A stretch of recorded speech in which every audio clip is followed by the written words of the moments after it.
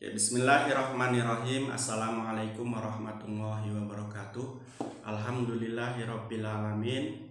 Wa bihi nasta'inu ala umuri dunya waddin. Wassalatu wassalamu ala habibina wa syafi'ina wa qurrata a'yunina wa maulana Muhammadin wa ala alihi wa sahbihi wa man tabi'ahu ila yaumiddin. Qala Allah ta'ala fi Qur'anil azim. Rabbi israh li sadri wa yassir li amri wahlul 'uqdatam min lisani yafqahu qawli.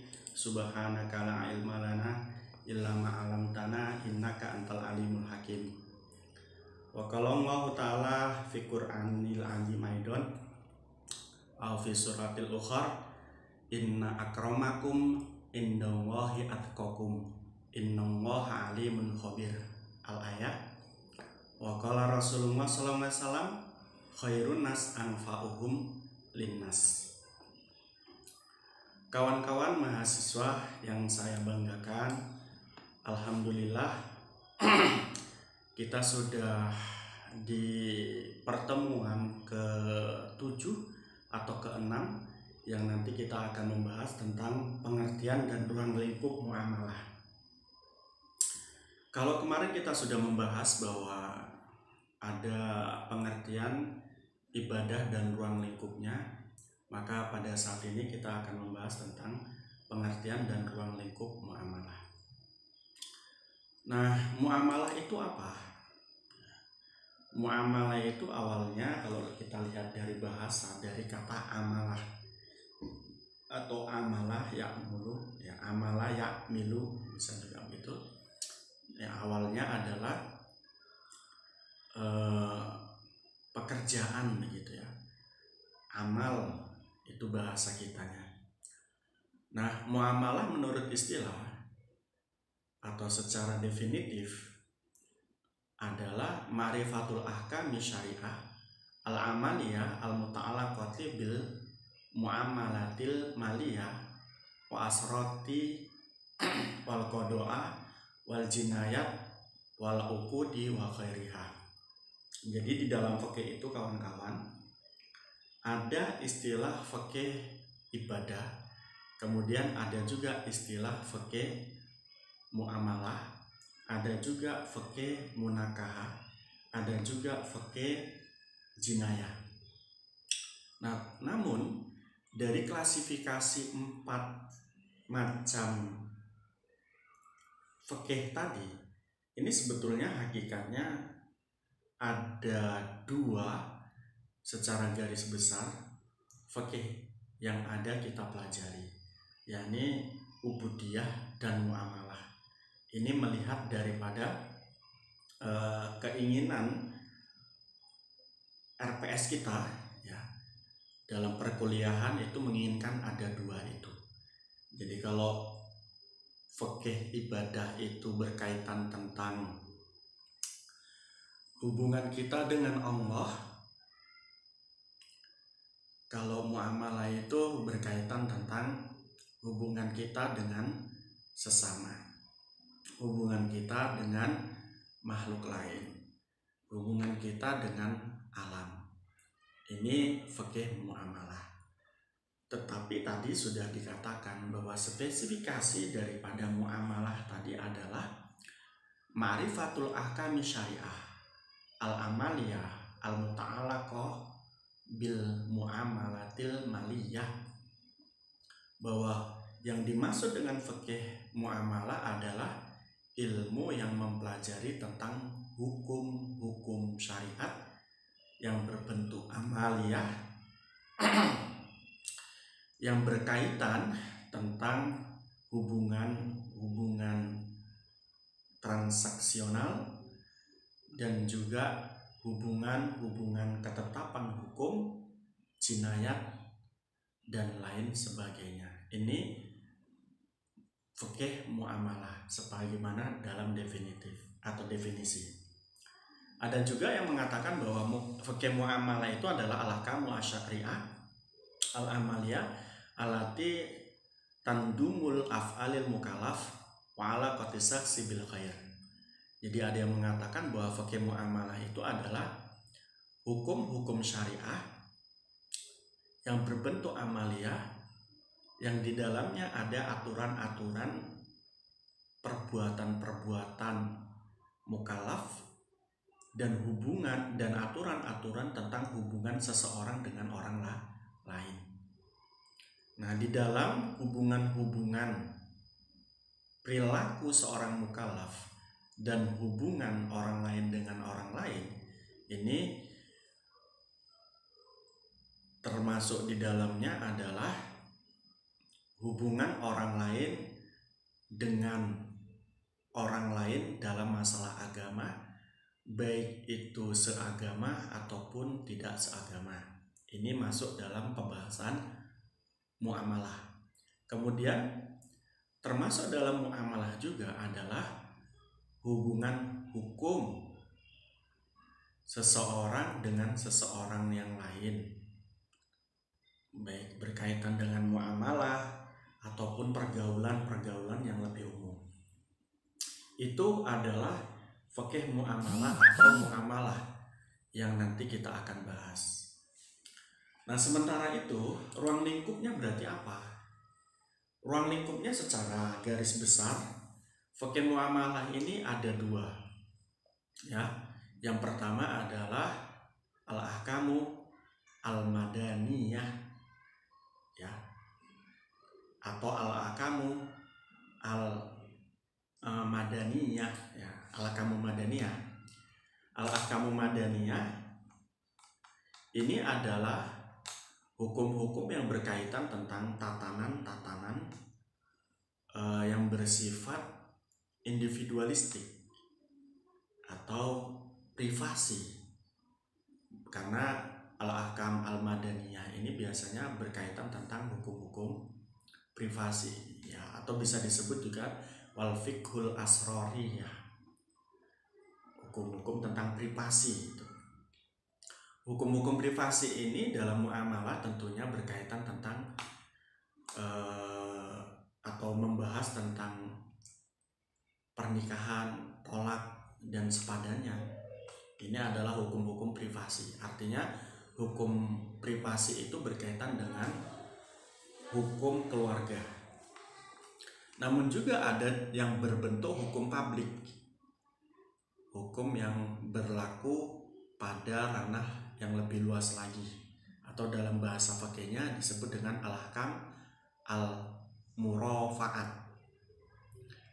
Nah, kalau di dalam hukum al-madaniyah atau hukum fiqhul asroti itu ada hukum nikah, maka di dalam hukum marfu'at ini ada al-qadha wa syahada, ada dibahas tentang ketetapan hukum dan juga kesaksian. Nah, di dalam marfu'at atau muamalah yang berbentuk publik itu juga dibahas tentang jinayat atau pidana.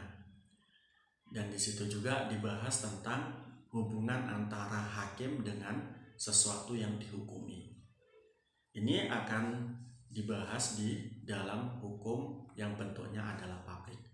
Jadi secara garis besar muamalah itu terdiri dari hukum privasi atau hukum individu, ada juga yang berkaitan terhadap hukum publik atau hukum yang umum. Tadi contohnya sudah kita sebutkan satu persatu. Nah, selanjutnya kaidah-kaidah muamalah.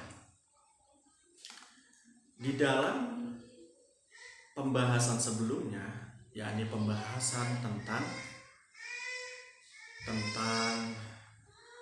ibadah, kita sudah mengenal kaidah-kaidah dalam beribadah.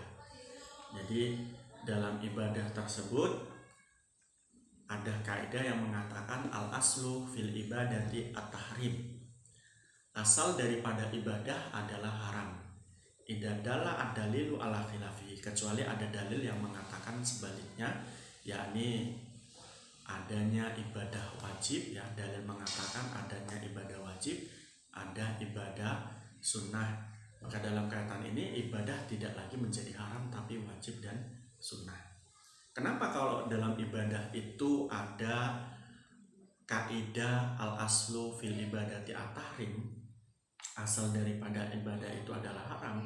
Hal ini berkaitan tentang sebelum Islam itu penganut agama-agama selain Islam, dalam kaitan ini Yahudi, Wasani, kemudian Majusi, sudah memiliki ibadah-ibadah tertentu yang mereka lakukan. Kemudian datangnya Islam membawa ajaran agama dan ibadah tersendiri. Oleh karena itu, kita tahu bahwa di sini dalam ibadah-ibadah yang dilakukan oleh kaum-kaum sebelum Islam ini diharamkan. Ada juga yang dimodifikasi.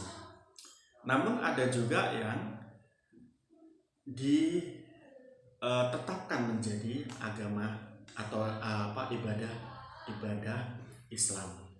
Contohnya ibadah yang diharamkan menyembah berhala. Ya, contohnya ibadah yang ditakhir atau dirubah adalah tawaf. Contohnya ibadah yang ditetapkan contohnya adalah ibadah waris dan lain sebagainya. Nah, berbeda dengan ibadah, muamalah malah sebaliknya. Ya, muamalah malah sebaliknya. Di mana kaidah dalam bermuamalah itu adalah al-aslu fil muamalati al-maliyati al-ibahah. Kalau dalam ibadah tadi, ibadah itu haram dilakukan asalnya, kecuali ada dalil yang mengatakan wajib, kemudian ada yang mengatakan sunnah. Maka dalam muamalah, segala muamalah itu hukumnya adalah boleh. Ya, al-aslu fil muamalati al-maliyati al-ibahah. Asal daripada muamalah maliyah adalah boleh. Ila mawaroda fi syar'i min tahrimiha, kecuali ada dalil yang datang dalam syariat untuk mengharamkannya. Nah, dalam kaitan ini Allah mengatakan wa ahallallahu al-bai' wa harama riba. Allah menghalalkan jual beli namun mengharamkan riba. Itu dalam muamalah segala sesuatu diperbolehkan, tapi riba tidak diperbolehkan karena sudah ada keterangan di dalam ayat Al-Quran. Ada juga kaidah yang mengatakan al-aslu baro'atu dhimmah hatta yathbutu ma yujabu al-iddanati. Ya, asal daripada hidup, asal daripada kehidupan itu adalah bebasnya seseorang dari tanggungan. Nah, dalam kaitan ini, kecuali ada ketetapan hukum yang mewajibkan seseorang mendapat tanggungan. Contohnya, ketetapan hukum tersebut adalah berkaitan tentang hutang. Asalnya orang ketika tidak hutang, maka dia bebas dari hutang. Tapi ketika dia hutang, dia tidak bebas dari hutang, alias memiliki tanggungan berupa hutang dan harus membayarnya. Ini, jadi asal seseorang itu artinya merdeka asalnya. Tapi kemudian karena ada transaksi tertentu, mereka akan terbelenggu terhadap transaksi tertentu tersebut atau terikat terhadap transaksi tertentu tersebut. Kemudian yang lebih umum lagi adalah al-aslu fil asya al-ibahah. Asal daripada sesuatu itu diperbolehkan. Ya, Allah mengatakan kulu ma fil ardi halalan thayyibah. Makan, kulu washrobu, ya. Tadi kulu ma fil ardi halalan thayyibah. Makan segala sesuatu yang ada di muka bumi ini yang halal juga baik, begitu. Jadi asal dari makanan itu halal kecuali ada dalil yang mengharamkan. Dan begitu juga tadi kan tidak menggunakan lafaz al-aslu fil akli gitu ya. Tapi di sini al-asya. Jadi al-asya ini adalah sesuatu dengannya umum. Ya, umum. Ya, apa saja itu. kecuali tadi ibadah. Ya, jadi segala sesuatu asalnya adalah boleh kecuali ibadah tadi, asal daripada ibadah adalah haram. Nah, oleh karena itu contoh di dalam akad atau muamalah muamalah al-iktisodiyah. Ya, al-iktisodiyah ini adalah bagian daripada muamalah. Muamalah iktisodiyah itu adalah muamalah yang berkaitan tentang ekonomi atau ya ekonomi. Iktisodi itu adalah ekonomi. Nah, contoh dalam kaitan bermuamalah ekonomi ini, Allah menetapkan atau ulama kita menetapkan ada asas-asas yang mengatur, yang mendasari kita melakukan muamalah ekonomi ini atau hubungan kita dalam transaksi ekonomi. Asas itu adalah asas ketauhidan. Dalam ekonomi Islam ini berbeda dengan ekonomi non-Islam atau konvensional, baik itu kapitalis, sosialis, ataupun juga ekonomi liberal. Dalam ekonomi Islam, bahwa anggapan Islam terhadap apa yang kita miliki berupa harta benda, berupa properti, dan lain sebagainya, hakikat yang kita miliki adalah milik Allah. Ini yang disebut dengan asas ketauhidan. Dan dalam menguasai apa-apa yang kita miliki, itu kita tidak diperkenankan untuk berlebihan, karena apa yang kita miliki menjadi fasilitas kita yang diberikan oleh Allah kepada kita. Dalam menggunakannya Allah batasi dalam penggunaan tersebut, tidak boleh kita berlebihan. Oleh karena itu, di dalam muamalah syariah ini kita meski memiliki rumah, memiliki anak, memiliki uang, ya, dalam penggunaan apa yang kita miliki ini tadi tidak diperkenankan digunakan untuk batas-batas di luar aturan Islam. Dalam kaitan ini, kita punya rumah kita sendiri, kemudian kita gunakan rumah itu untuk prostitusi. Ini tidak diperbolehkan.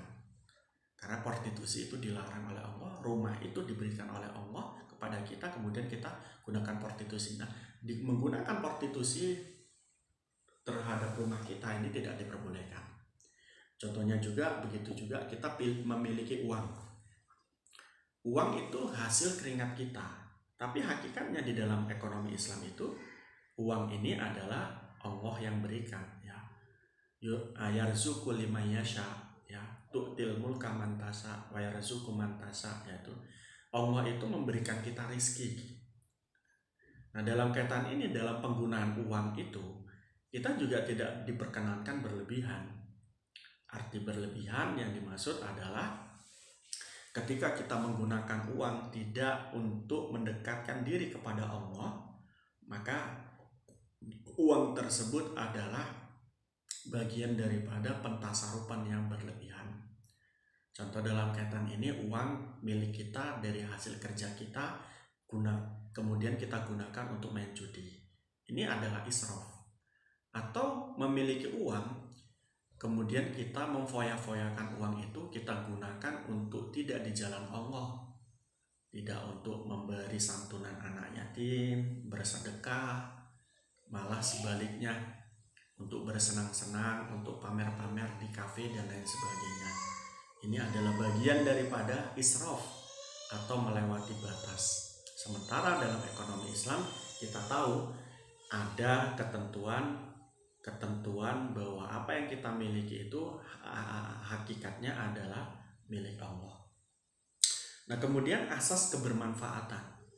Di dalam ekonomi Islam, muamalah syariah dalam kaitan ini adalah iktisodiyah.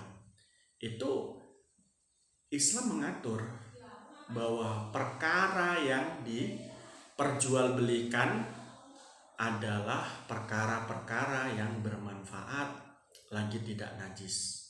Artinya sesuatu yang ditransaksikan kalau itu adalah sesuatu yang tidak bermanfaat dan najis, maka dalam kaitan ini tidak diperkenankan untuk ditransaksikan atau diperjualbelikan. Kemudian ada juga di dalam ekonomi Islam itu asas keadilan. Asas keadilan maksudnya apa? Asas keadilan adalah dalam bertransaksi kita tidak boleh membedakan. Ya, kita bertransaksi dengan siapa harus sama sikap dan perilakunya. Oleh karena itu tidak boleh ketika kita menjadi seorang penjual kemudian menghadapi klien kita atau pelanggan kita yang berbeda status, baik dipandang dari sudut agama ataupun dipandang dari sudut sosial atau kemampuan sosialnya. Ini tidak boleh dibeda-bedakan. Dalam menghadapi yang miskin dengan yang kaya, kemudian kok sikap kita berbeda, ini tidak berkeadilan. Dalam memandang yang membeli kepada kita itu adalah orang muslim dan non muslim, kemudian kita bedakan ya dalam satu ketentuan tertentu. Nah, ini juga tidak adil begitu. Nah, lebih luas lagi, asas keadilan ini berkaitan tentang apa? Asas keadilan itu adalah asas kesejahteraan yang merata. Jadi dikatakan tadi, apa yang kita miliki adalah milik Allah. Nah, dalam kaitan itu, di dalam kepemilikan kita terdapat ada kepemilikan orang lain. Sehingga di dalam Islam itu nanti ada asas orientasi sosial. Apa yang kita miliki bagian daripada milik orang lain, sehingga di situ wajib dikeluarkan zakatnya, dikeluarkan sedekahnya, dikeluarkan infaknya. Itu begitu. Nah, selanjutnya tadi asas orientasi sudah, sekarang asas kemanusiaan. Dalam berekonomi syariah, kita tidak diperkenankan dalam ekonomi syariah, di situ ada asas kemanusiaan, yang asas kemanusiaan ini adalah tujuan daripada ekonomi syariah itu sendiri. Ini adalah berkaitan tentang apa yang kita lakukan, semuanya adalah berkaitan tentang kemanusiaan. Contohnya ya jual beli yang kita lakukan, meski harta-harta kita sendiri, di situ kita harus memanusiakan manusia dalam jual beli, sehingga tidak boleh kita merendahkan orang lain dan lain sebagainya. Kemudian dalam memiliki harta kita, penguasaan harta kita, di situ kita disuruh untuk mengeluarkan zakat, mengeluarkan zakat. Dalam kaitan itu kita juga perintahkan untuk sodako, memerdekakan budak dan lain sebagainya. Ini adalah bagian daripada asas-asas dalam ekonomi yang bentuknya adalah orientasi kepada kemanusiaan. Selanjutnya, karena kita di dalam bermuamalah itu tadi saya katakan ada asas ketuhanan atau ketauhidan, maka sayogianya bagi kita semua yang melakukan transaksi muamalah, sayogianya dalam bermuamalah itu hendaknya kita berniat beribadah. Jadi tadi kalau kita melakukan transaksi jual beli, diniati ibadah. Dengan cara bagaimana? Dengan cara mengatakan bahwa saya sedang menolong orang lain.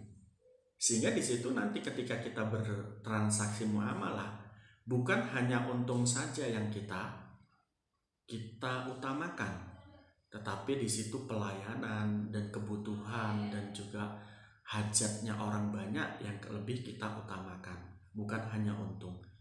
Ketika kita sudah memikirkan bukan hanya untung saja yang kita pikirkan, maka di situ muncul apa?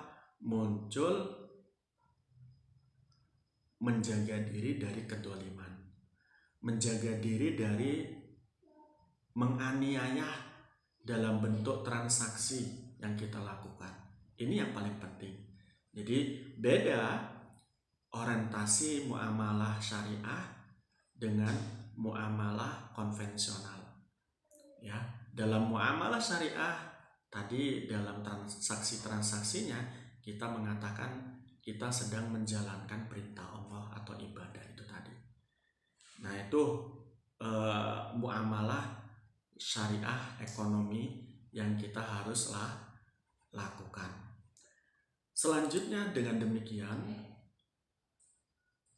ketika kita kaitkan bahwa muamalah kita yang kita lakukan itu bersifat ibadah, nah dalam kaitan ini di dalam pembahasan kita akan kita bahas juga bagaimana sih konsep muamalah kita itu dan ibadah kita itu. Nah dalam kaitan ini, muamalah kita yang sering kita lakukan itu pasti punya nilai. Nilai itu disebut dengan nilai kemaslahatan.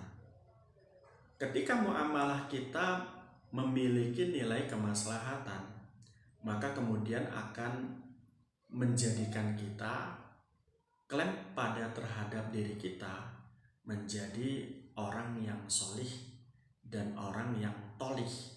Jadi ada istilah solih, ada tolih. Kalau solih itu adalah orang yang identik taat kepada Allah, kalau tolih sebaliknya, yakni orang yang bermaksiat kepada Allah. Nah oleh karena itu klasifikasinya individu klasifikasi kesalihan itu yang nanti kita akan bahas di dalam slide yang sudah saya sebarkan ke WA jenengan. Kesalihan seseorang itu bisa dilihat dari dua mata yang berbeda, yakni kesalihan individu dan kesalihan sosial. Kesalihan individu ini identik sekali dengan ibadah-ibadah yang mahdhuf, ibadah-ibadah yang dalilnya sudah dijelaskan dengan jelas di dalam Al-Quran dan Al-Hadis. Sementara ibadah-ibadah dan sifatnya individu ini adalah ibadah kepada Allah. Nah selanjutnya ada kesalihan sosial. Kesalihan sosial ini identik sekali dengan perilaku kita kepada manusia. Tadi kalau kesalihan individu itu perilaku kita kepada Allah, ya. Kalau kesalihan sosial ini identik dengan keperlakuan kita atau muamalah kita atau pergaulan kita dengan orang lain. Nah di sini ada gap, ya, ada gap. Ada orang yang hanya bisa salih secara individual, tidak salih secara sosial. Artinya ia kalau dilihat dari ibadah kepada Allah baik, sholatnya oke, hajinya oke, zakatnya oke, tapi dia medit, pelit, dia tidak menghargai orang lain. Maka hal ini akan menjadi kekurangan dia, karena orang itu ketika dia saleh, dianggap saleh, ia harus saleh secara individu, harus saleh secara sosial. Oleh karena itu, kesalihan sosial ini bisa kita anggap sebagai satu kesalihan bermuamalah, bergaul dengan orang lain, bergaul dengan alam, bergaul dengan makhluk lain. Kebaikan-kebaikan yang kita lakukan kepada tiga unsur ini kemudian menjadikan kita untuk menjadi orang yang soleh secara sosial. Itu begitu.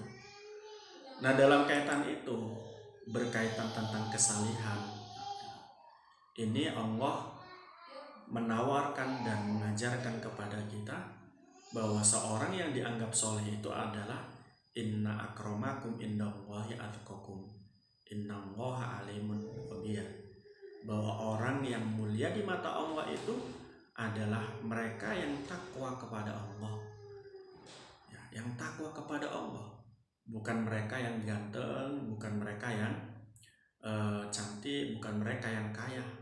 Yang mulia di mata Allah bukan mereka, tetapi yang takwa. Yang takwa itu, orang yang takwa bagaimana ciri-cirinya? Imtitharu awamirillah wajtinabu nawahihi. Mereka-mereka yang takwa adalah mereka yang melakukan perintah-perintah Allah dan menjauhi larangan-larangan Allah. Itu yang takwa. Selain takwa, Nabi juga mengajarkan siapa itu orang yang baik. Orang yang baik itu bukan hanya orang yang beribadah saja kepada Allah, tapi juga dia harus khairun nas anfa'uhum linnas. Mereka-mereka adalah yang baik adalah mereka yang bermanfaat bagi orang lain. Oleh karena itu, begitu kawan-kawan, derajat seseorang itu tidak bisa dilihat hanya pada ibadahnya saja, melainkan bisa dan harus dilihat dari konsep-konsep dalam Islam berupa apa kebaikan mereka terhadap orang lain, alam, dan juga makhluk lain. Begitu kawan-kawan, mungkin bisa ditanggapi. Ada pertanyaan, silakan dipertanyakan.